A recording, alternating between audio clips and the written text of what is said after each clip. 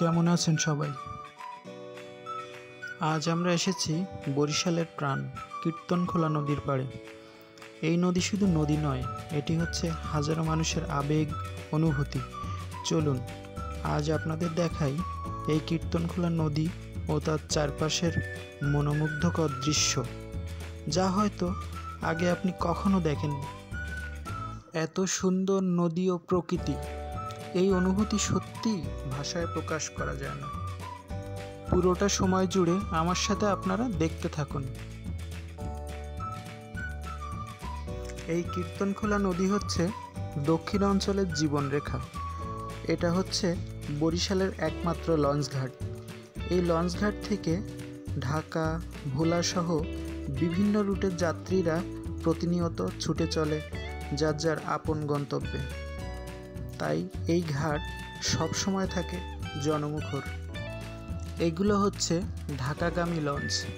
এগুলো ছাড়ার টাইম হচ্ছে রাত 9:30-এর পরে।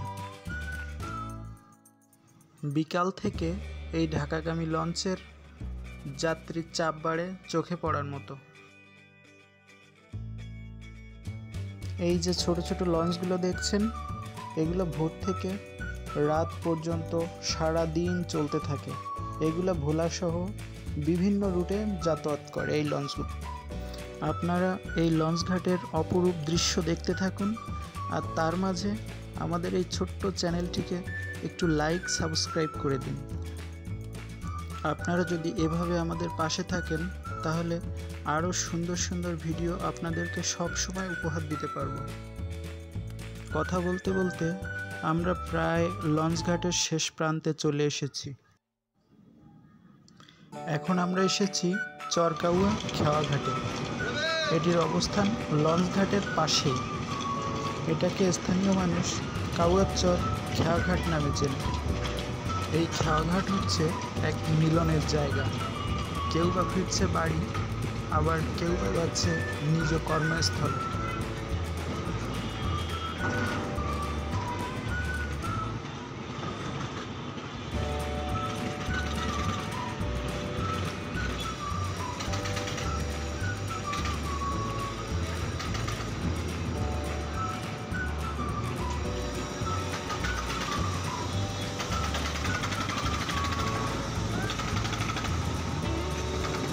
এই প্রমত্তা কীর্তনখোলা নদী সবসময় বয়ে চলে তার আপন গতিতে, কখনো থেমে থাকে না।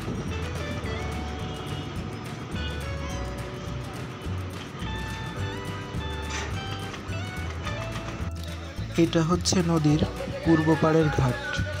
এই ঘাট এবং তার চারপাশ এতটাই ব্যস্ত থাকে যে কখন সকাল গড়িয়ে দুপুর, দুপুর গড়িয়ে বিকাল হয়ে যায় তা বোঝার উপায় থাকে না। এই ঘাটটা পার হলেই সেই স্বপ্নের বরিশাল শহর।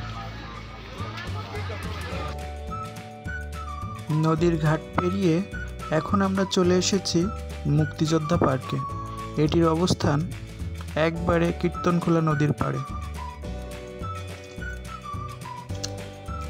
সকাল থেকে সন্ধ্যা পর্যন্ত এই পার্কটি খোলা থাকে।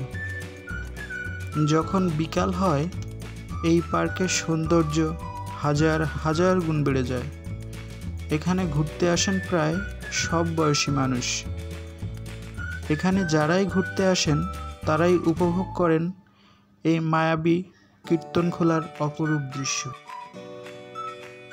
এই সমস্ত পার্কটি আমি আপনাদের ঘুরে ঘুরে দেখানোর চেষ্টা করব। শুধু আপনারা একটু সময় নিয়ে আমাদের সাথে থাকুন।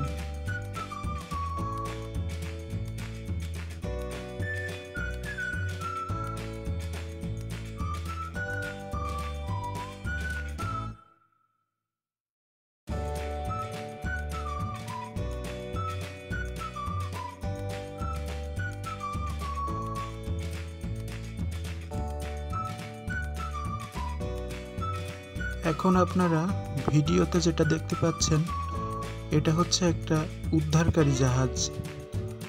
যখন নদীতে কোনো জাহাজ ডুবে যায়, তখন এই উদ্ধারকারী জাহাজ দিয়ে তাদেরকে টেনে তোলা হয়।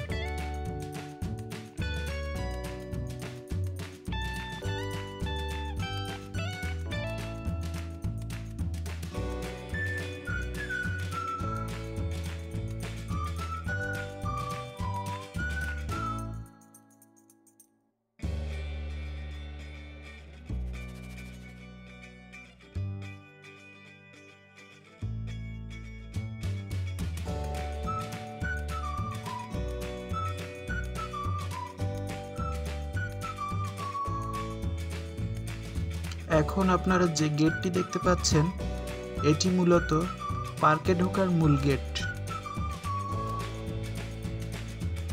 এই পার্কের এক প্রান্তে রয়েছে নিম্নয়ের মানুষের থাকার একমাত্র জায়গা। এই সাধারণ মানুষগুলোর আয়ের একমাত্র উৎস হচ্ছে এই মায়াবী নদী।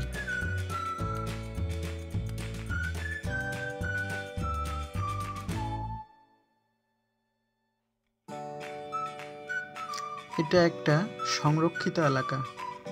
এই এলাকার ভিতরে সাধারণ মানুষের প্রবেশ নিষেধ। কথা বলতে বলতে আমরা এখন চলে এসেছি পার্কের একবারে শেষ প্রান্তে।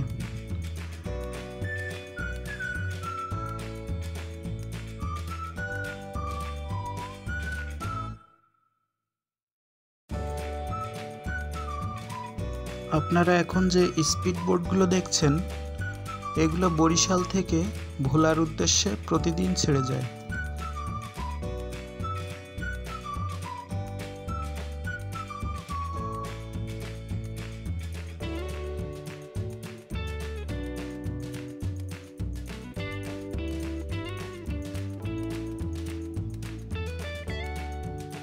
এটা হচ্ছে ভোলা যাওয়ার একমাত্র স্পিডবোট ঘাট। যারা ব্যস্ততার জন্য অল্প সময় ভোলা যেতে চান তারা সাধারণত লঞ্চে না গিয়ে এই স্পিডবোটে যান। আজকের মতো এই ভিডিওটি এখানেই শেষ করতে হচ্ছে। পরবর্তী ভিডিওতে বরিশাল শহরের ঐতিহ্য, সংস্কৃতি, ইতিহাস নিয়ে আলোচনা করব। আপনারা যদি বরিশালের ঐতিহ্য, সংস্কৃতি, ইতিহাস জানতে চান তাহলে অতি অবশ্যই আমাদের চ্যানেলটি লাইক, সাবস্ক্রাইব করে পাশে থাকবেন। তো মানে দেখতে দেখতে তো ভালো, মাথায় সমস্যা। আচ্ছা আচ্ছা, আপনি এমনি রিক্সা চালাচ্ছেন কত বছর ধরে? 93 পর। এখন আপনারা যাকে দেখছেন তিনি আসলে সমাজের কোনো বিশেষ সম্পদশালী ব্যক্তি নন।